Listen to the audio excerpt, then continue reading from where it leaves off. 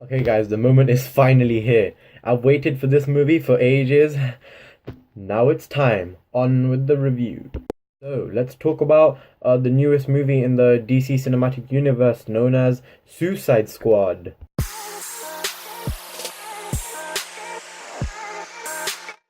So, if you didn't know already, Suicide Squad was the newest DC Cinematic Universe movie of 2016, and basically in this movie, Amanda Waller, who's an agent, she gets an idea after the events of Batman vs Superman, because Superman's not around anymore, because uh, spoilers for Batman vs Superman, he's dead. Yay.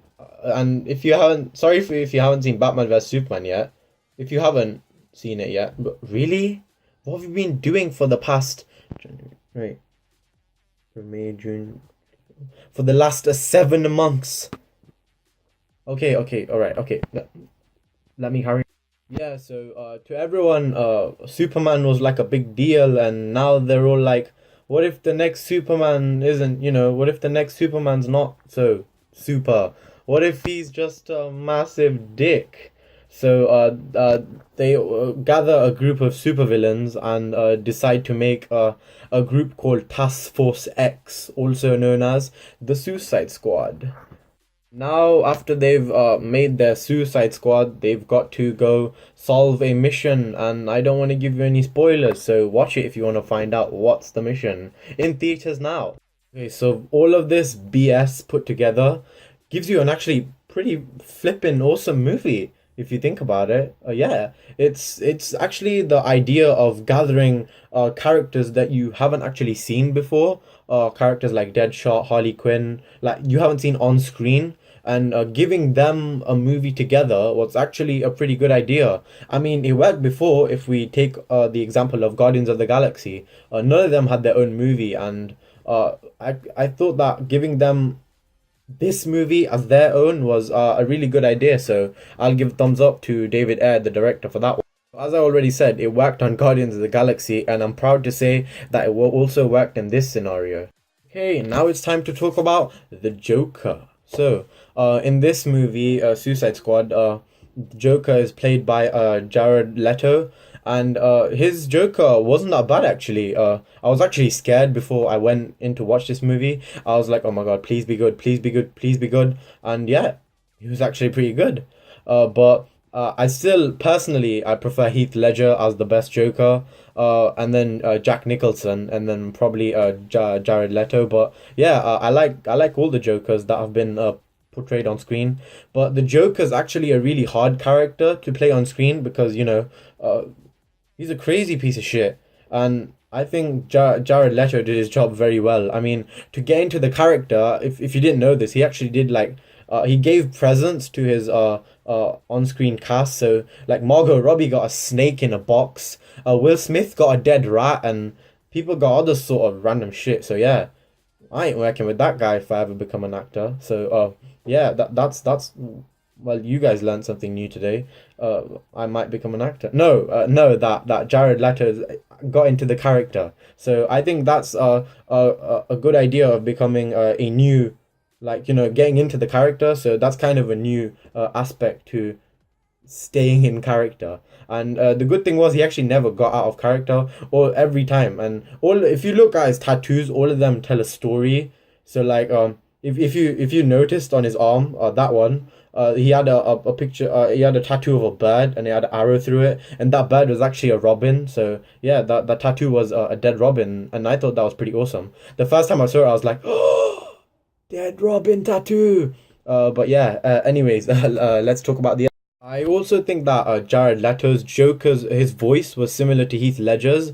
And yeah, that was I could say that's a plus point, but I thought the voice was gonna be different, and the laugh was different, and the laugh was pretty creepy, and that's how it should be. And I think that this Joker is Heath Ledger's Joker plus Jack Nicholson's Joker, and if both of them came together and took like lots of crack and cocaine, like took lots and lots of cocaine, and then said, no, I like LSD better. Yeah, that gives you this Joker, Jared Leto's Joker. So yeah, that's all I've got to say about the Joker. Now, if I talk about Margot Robbie as Harley Quinn, oh my, she was amazing. It was actually the first time we see Harley Quinn on screen, and her character was just like bang on. It was played awesome. And Will Smith as Deadshot was brilliant. Everyone else was amazing. Good thing about Will Smith is he's a malleable character, if you know what I mean. He fits into the shoes of any character like smoothly, and he also brings that Will Smith charm to Deadshot. Even though Deadshot was like a villain, I was when I saw Will Smith play him, I was like, yeah, he's not actually a bad guy. He's actually pretty good. Okay, now the movie did have its great like shining moments, and one of my favorite scene was when they were all gathering in the bar. You see that in the trailer, and they're just all reflecting. There's like no action, nothing going on in there, but it's just the dialogue and everything. It's amazing. They're just telling a story, and that worked out very well. So hats off to David Ayer. Now, you probably weren't expecting this, but now I'm going to move on to the a spoiler part of the review. So if you haven't seen Suicide Squad yet, go away, piss off. I'm going to give you 3 seconds to click away. Three, two, one. If you haven't clicked off by this video, that's your fault, not mine. So don't blame me. I'm just doing my job. You guys are the one that should be clicking off this video. Okay, now on with the spoiler review. Now, if we talk about the villain in this movie, the villain wasn't the Joker. It was actually the Enchantress, played by Cara Delevingne. And I thought her as Enchantress was she was pretty good, and I thought everyone's performances were good. But Cara Delevingne as Enchantress just hit me like really in a weird way, because personally I thought that the Joker was gonna be the villain of Suicide Squad, and then that story I would have preferred better, but. Well, I can't do anything about that, but yeah, I didn't mind Enchantress as the villain, but there was just like one really awesome part that like Cara Delevingne's standout moment when like they were at the board meeting talking about the Suicide Squad, and then they call Cara on like towards the front, and then she whispers Enchantress, and then hands just like that touching the table, and then you see another hand creeping from underneath, and then it grabs her hand and flips it over, and boom! Enchantress time, baby! That part was just awesome. I was like, oh yes, this is the type of direction we want to see.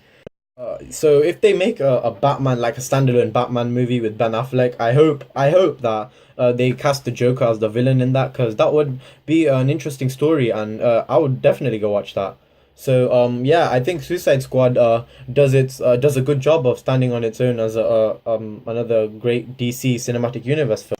So who would have thought that a group of supervillains would be the ones that making DC rise? Yeah, you thought it would be the superheroes. Nah, superheroes are going that way. Like Superman's flying down, Batman is gliding down. They're going down. And then these guys, the like, villains, are just going whoop whoop whoop. So yeah. Suicide Squad is better than Batman versus Superman. Just saying, personal opinion. I also think that the Joker should have actually been in the movie for a longer time. I'm not saying that he had a cameo. He did have a relevance to the plot, but I think he should have been in the movie for longer. Batman makes a cameo in this movie, and so does the Flash. Yeah. So if you want to check out Ezra Miller's The Flash, you can go watch it. He just enters when Captain Boomerang, Giles Courtney, he's robbing a bank, and then Flash just comes like, whoosh, where you think you're going, eh? As long as I'm here, you can't rob shit. Well, he doesn't say shit because he's a superhero, but yeah, that's Flash's entry, and he's only in there for about 5 seconds. But yeah, it was at least we know that who's gonna be the Flash, and that he's actually already the Flash. So the Flash movie will have taken place before Suicide Squad. So yeah, there are other cameos, so you can see that if you watch the movie. Guys, so in the end, Suicide Squad is a winner at the box office, and it focuses on the darker elements of the DC Cinematic Universe, and I would definitely go pay to watch it again.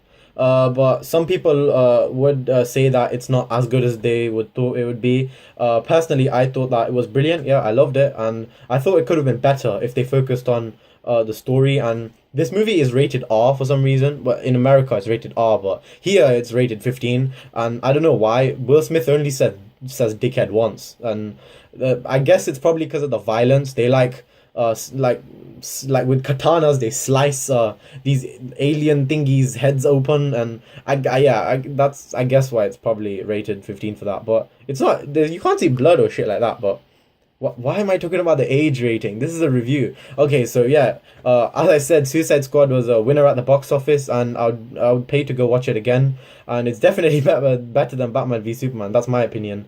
And yeah, so make sure to check it out if you guys like Suicide Squad. Make sure to check out my channel for other reviews. And yeah, I hope you enjoyed my review. Remember to like and subscribe. Let me know in the comments what you thought of the movie, and I'll catch you guys for my next review. Bye. Oh, and by the way, don't judge the Joker, alright? He's not that bad. Yeah, personal opinion, alright? Personal opinion. Don't hate. Don't hate. Haters gonna hate. Nira's just gonna skate. Oh, that was so shit.